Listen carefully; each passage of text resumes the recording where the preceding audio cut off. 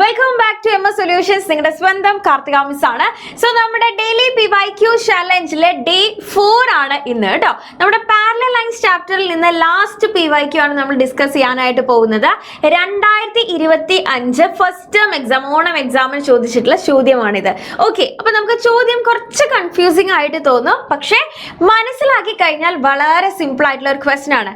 ചിത്രം നോക്കിക്കോളൂ. ഇതാ ഇവിടെ നമുക്കൊരു ചിത്രം തന്നിട്ടുണ്ട് ആൻഡ് നമ്മളോട് പറഞ്ഞിരിക്കുന്നു in the figure lines AB and CD are parallel.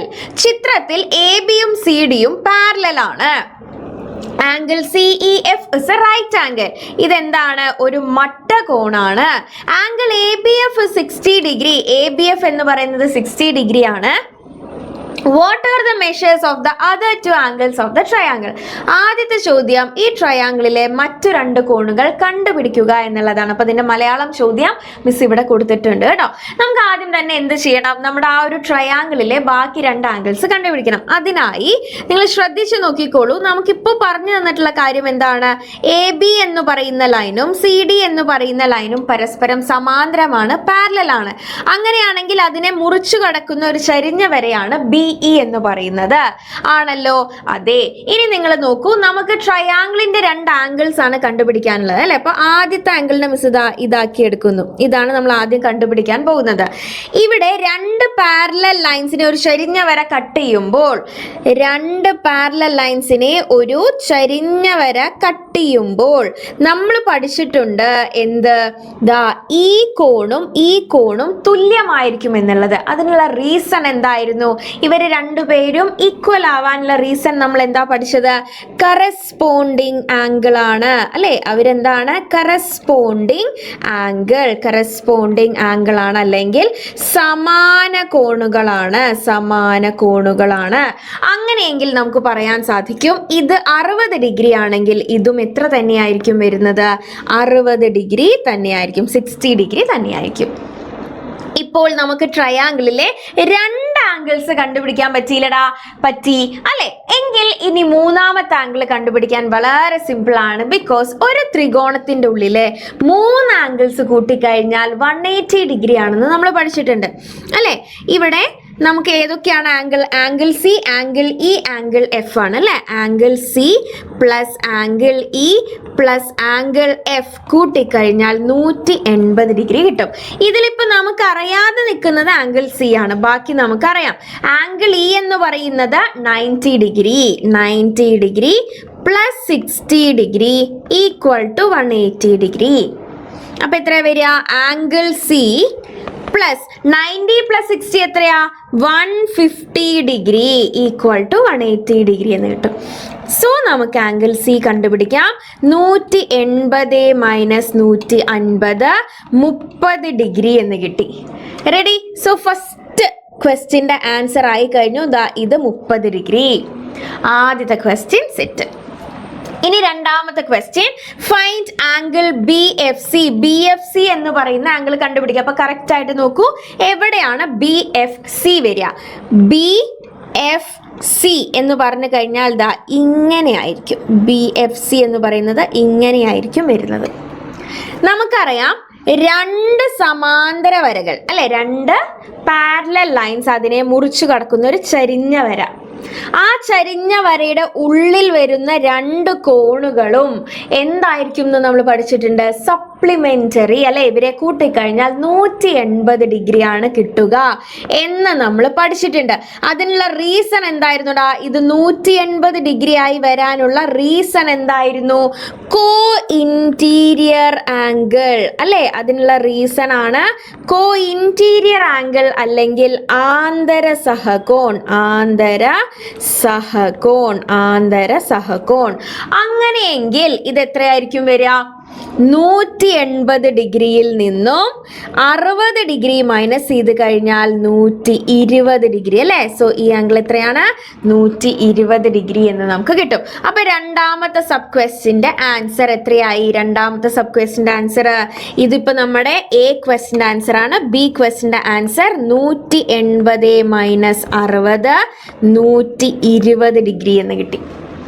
ഇനി ഒരു question, using the measures of the angles prove that lines A B and C E are not parallel. എന്താ പറഞ്ഞിരിക്കുന്നത്? നമുക്ക് ഈ ഒരു പ്രോപ്പർട്ടി, ആംഗിളിന്റെ പ്രോപ്പർട്ടി ഉപയോഗിച്ചിട്ട് എ ബി എന്ന് പറയുന്ന ലൈനും സി ഇ എന്ന് പറയുന്ന ലൈനും പരസ്പരം സമാന്തരമല്ല, പാരലൽ അല്ല എന്ന് പ്രൂവ് ചെയ്യണം. അപ്പൊ എന്താ ചെയ്യാ?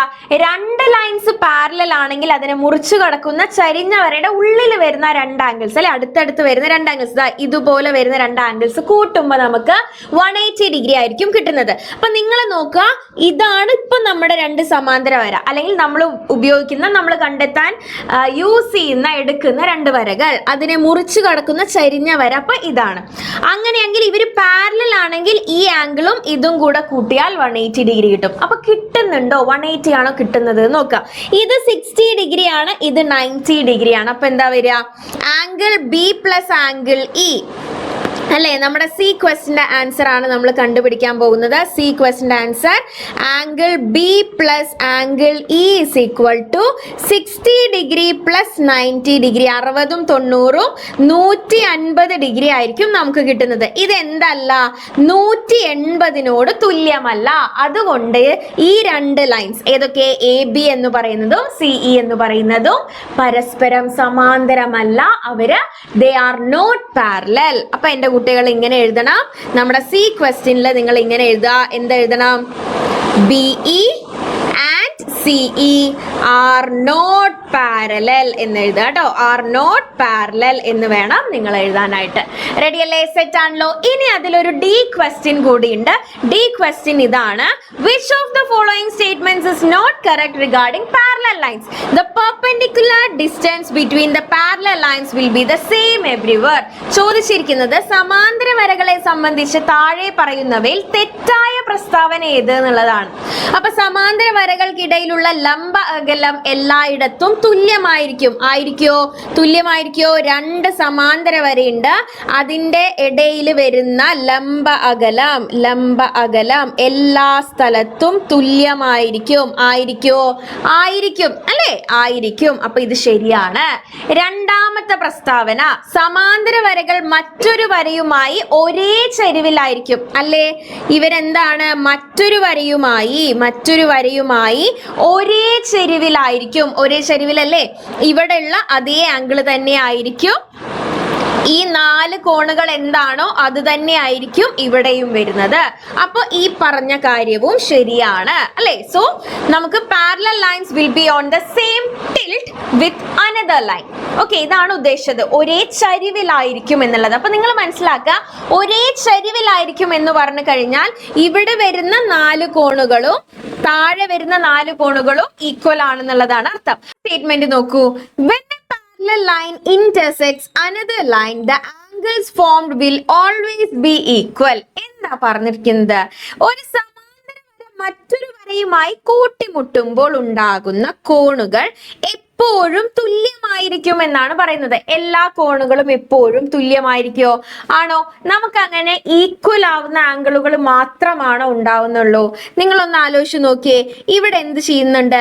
രണ്ട് പാരലൽ ലൈൻസ് അതിനെ ഒരു ചരിഞ്ഞ വര മുറിച്ചു കടക്കുന്നു. അപ്പൊ നമുക്കറിയാം ഈ കോൺ അല്ലെ, ഇവിടെ ഉണ്ടാവുന്ന ചെറിയ കോണുകളെല്ലാം തുല്യമാണ് അല്ലെ? ഇവിടെ ഉണ്ടാവുന്ന ചെറിയ കോണുകളെല്ലാം തുല്യമാണ്. അതേപോലെ തന്നെ വലിയ കോണുകൾ തുല്യമാണ് അല്ലെ? ചെറിയ കോണുകളെല്ലാം തുല്യമാണ്, വലിയ കോണുകളെല്ലാം തുല്യമാണ്. പക്ഷേ ചെറുതും വലുതും കൂട്ടുമ്പോൾ 180 ഡിഗ്രി ആണ് കിട്ടുന്നത് അല്ലെ? അതിനർത്ഥം എന്താണ്? സ്മോൾ ആംഗിളും ലാർജ് ആംഗിളും ഈക്വൽ അല്ല. നമുക്ക് സ്മോൾ ആംഗിൾസ് ആണ് ഈക്വൽ. ഇവിടെ ഉണ്ടാവുന്ന ചെറിയ ആംഗിളുകളെല്ലാം ചെറുതാണ്, ചെറിയ ആംഗിളുകളെല്ലാം തുല്യമാണ്, വലിയ ആംഗിളുകളെല്ലാം തുല്യമാണ്. പക്ഷേ ചെറിയ ആംഗിളും വലിയ ആംഗിളും ഈക്വൽ ആണോ? അല്ല. അതല്ലെങ്കിൽ നമുക്ക് ഇങ്ങനെ പറയാം, ഒരു രണ്ട് പാരലൽ ലൈനെ ഒരു ചെരിഞ്ഞ വര മുറിച്ചു കിടക്കുമ്പോൾ അവിടെ ആദ്യം നമുക്ക് കറസ്പോണ്ടിങ് ആംഗിൾ ഉണ്ടാവുന്നുണ്ട് അല്ലെ? കറസ്പോണ്ടിങ് ആംഗിൾസ് ഉണ്ടാവുന്നു. സമാന കോണുകൾ അല്ലെ? സമാന കോണുകൾ ഉണ്ടാവുന്നുണ്ട്. ഇവരെന്താണ്? സമാന കോണുകൾ തുല്യമാണ്. പിന്നെ ഓൾട്ടർനേറ്റ് ആംഗിൾസ് ഉണ്ട്. ഓൾട്ടർനേറ്റ് ആംഗിൾസ് മറുകോണുകൾ തുല്യമാണ്. പക്ഷെ കോ ഇന്റീരിയർ ആംഗിളും കോ എക്സ്റ്റീരിയർ ആംഗിളും തുല്യമായിട്ടാണോ വരുന്നത്? അല്ല, അവരെന്താണ്? അവർ തമ്മിൽ കൂട്ടിയാൽ 180 ഡിഗ്രി വരുന്ന രീതിയിലുള്ളത്. അപ്പൊ നമുക്ക് പറയാൻ പറ്റില്ല നമുക്ക് രണ്ട് സമാന്തര വരയെ ഒരു വര മുറിച്ചു കടക്കുമ്പോൾ അല്ലെങ്കിൽ മറ്റൊരു വരയുമായി കൂട്ടിമുട്ടുന്ന സമയത്ത് ഉണ്ടാവുന്ന എല്ലാ കോണുകളും തുല്യമാണെന്ന് പറയാൻ പറ്റില്ല. നമ്മൾ നേരത്തെ പറഞ്ഞു ഇവർ ഒരേ ചരിവിലാണെന്നേ നമുക്ക് പറയാൻ പറ്റുള്ളൂ. അല്ലാതെ ഇവിടെ ഉണ്ടാവുന്ന എല്ലാ ആംഗിളുകളും സെയിം ആണെന്ന് പറയാൻ പറ്റില്ല. ഓക്കെ, ബിക്കോസ് നമുക്കറിയാം ഇത് 120 ഡിഗ്രി ആണെങ്കിൽ ഇത് 60 ഡിഗ്രിയാണ്. അല്ലാതെ ഇത് 60ഉം ഇത് 60ഉം ആയിട്ട് നമുക്ക് കിട്ടുമോ? ഇല്ല. ഓക്കെ, സോ നമുക്ക് ഒരേ ചരിവിലാണെന്നേ പറയാൻ പറ്റുള്ളൂ. അല്ലാതെ അവിടെ ഉണ്ടാവുന്ന എല്ലാ കോണുകളും തുല്യമാണ് എന്ന് പറയാൻ പറ്റില്ല. റെഡി അല്ലേ? സെറ്റ് ആണല്ലോ? കൺഫ്യൂഷൻ ആയി പോയരുത് കേട്ടോ, കൺഫ്യൂഷൻ ആവരുത്. ഇനി നാലാമത്തെ ക്വസ്റ്റ്യൻ, നാലാമത്തെ സ്റ്റേറ്റ്മെന്റ് നോക്കൂ. Parallel lines never intersect. സമാന്തര വരകൾ എന്ത് ചെയ്യില്ല? ഒരിക്കലും തമ്മിൽ കൂട്ടിമുട്ടില്ല. അപ്പൊ ഇതില് ശരിക്കും ഇൻകറക്റ്റ് ആയിട്ടുള്ള സ്റ്റേറ്റ്മെന്റ് ഏതാ? ഓപ്ഷൻ സി ആണ്. ഓക്കെ, ഓപ്ഷൻ സി ആണ് ഇൻകറക്റ്റ് ആയിട്ടുള്ള സ്റ്റേറ്റ്മെന്റ്. റെഡി അല്ലേ?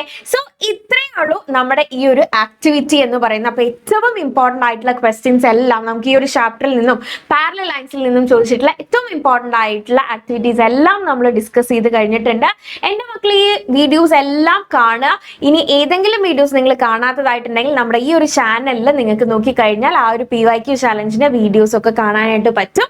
അപ്പൊ നിങ്ങൾ ആ ക്വസ്റ്റ്യൻസ് ഒക്കെ വർക്ക്ഔട്ട് ചെയ്ത് നോക്കുക. ആൻഡ് ഇതിന്റെ ഹോംവർക്ക് ക്വസ്റ്റ്യൻസ് കിട്ടാനായിട്ട് നിങ്ങൾ നമ്മുടെ വാട്സ്ആപ്പ് കമ്മ്യൂണിറ്റിയിൽ ജോയിൻ ചെയ്യുക. ഇപ്പൊ ഓണം എക്സാമിനോട് അടുപ്പിച്ച് നമ്മളൊരു special community, Onam special community നമ്മൾ ലോഞ്ച് ചെയ്തിട്ടുണ്ട്, നമ്മൾ സ്റ്റാർട്ട് ചെയ്തിട്ടുണ്ട്. അതിന്റെ ലിങ്ക് കിട്ടാനായിട്ട് നിങ്ങൾ താഴെ ഡിസ്ക്രിപ്ഷൻ ബോക്സിൽ നോക്കിക്കഴിഞ്ഞാൽ നിങ്ങൾക്ക് അവിടെ ലിങ്ക് ഉണ്ടാവും.